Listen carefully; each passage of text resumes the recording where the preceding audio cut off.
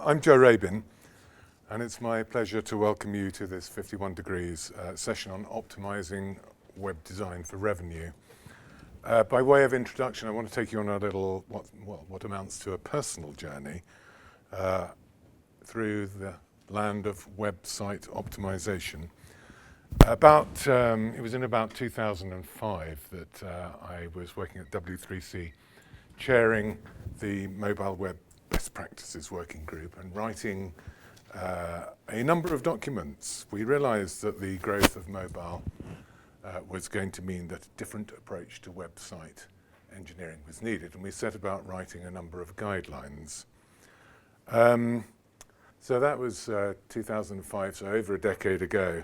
And the story that's unfolded over the subsequent decade has been fascinating, but unfortunately, I can't say that it's resulted in widespread availability of wonderful mobile websites or even acceptably good mobile websites. So why is that? Well, let's carry on with this journey. So there have been a number of notable events and themes. First of all, one always has to mention the arrival of the iPhone in January 2007 was actually the seminal moment in people thinking, yeah, actually, you know what, this is not theoretical. People do want this stuff and they are going to start using mobile devices. So that was the beginning of the era of personal mobile devices. And the era of personal mobile devices is still with us. At some point, relatively soon, there will be as many mobile devices as there are people alive on the planet. So that means it is truly personal and mobile, and it is extremely widespread. It's important to remember that's all happened in about 10 years. So we are not at the end of a journey. We are actually really rather at the beginning. So that's one explanation of why mobile web presences aren't perhaps as good as we'd like them to be.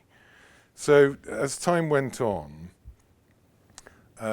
people started to realize that with the adoption of mobile technology, it was important to make websites work. And when I say work, I think that that's a term that needs a bit of explanation in more detail. I mean, not just the layout, but the navigation, the dynamics of loading, the speed, and the order in which things loaded, and so on. The old certainties of fixed layouts were by then well and truly dead.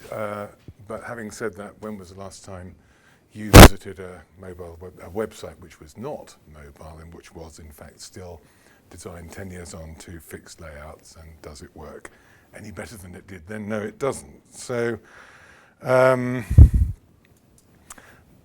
problem started, I think, from the idea that web technology hadn't been invented, with the idea that multiple representations of web pages was the norm. So today I think we are fully comfortable with the idea that different devices give you a different perspective on a web page. That doesn't seem remarkable. At the time, 10 years ago, it generated religious strife even. Actually, the guardians of OneWeb took up arms and expressed the view that it was somehow sinful for a web page to have more than one representation. Now, I mean, it does sound a bit silly, but that is actually the war we fought at W3C 10 years ago.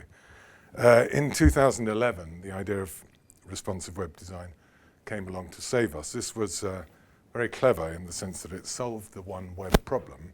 And so we could say, actually, it is the same page that gets delivered, even if it looks different when it's rendered.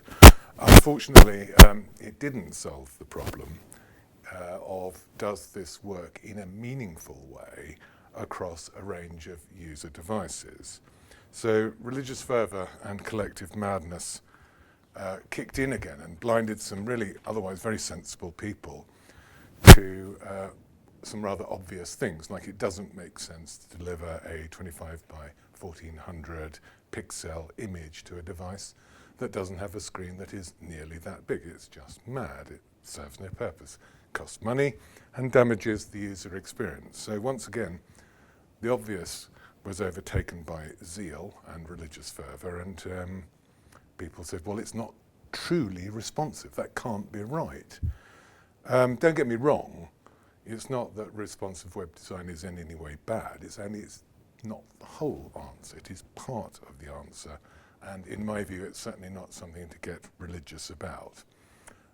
Anyway, you can hear from the way I express this that it's been quite frustrating to express some really quite simple messages over really quite a long period of time. So imagine my delight at the outbreak of sanity, which was represented by Google announcing accelerated mobile pages.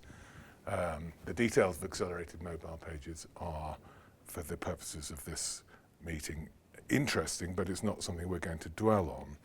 What's important is that someone in authority, Google, said, look, you have to understand that with this responsive web design stuff, the emperor is only partly clothed. So it's not just me that's saying this, or James, it's Google, and hopefully we'll all say, yes, I remember that story of the emperor having no clothes, so let's try and think about this in a rational way and take some rational, rather than religious, perspectives on things. So I hope that when we talk about eras, this heralds an era of sanity and pragmatism.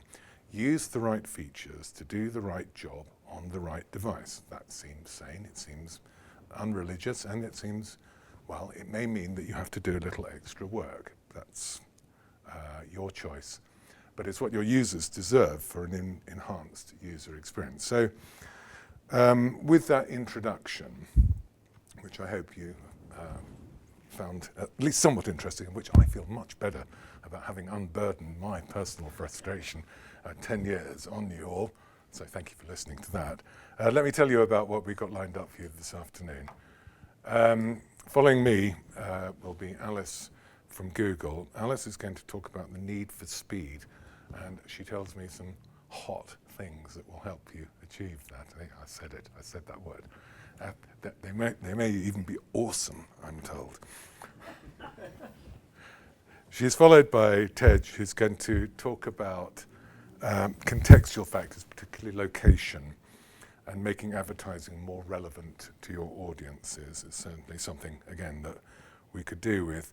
And finally, we're followed by James, who's going to be talking about getting websites back to a purpose, fit for purpose, which is often for profit.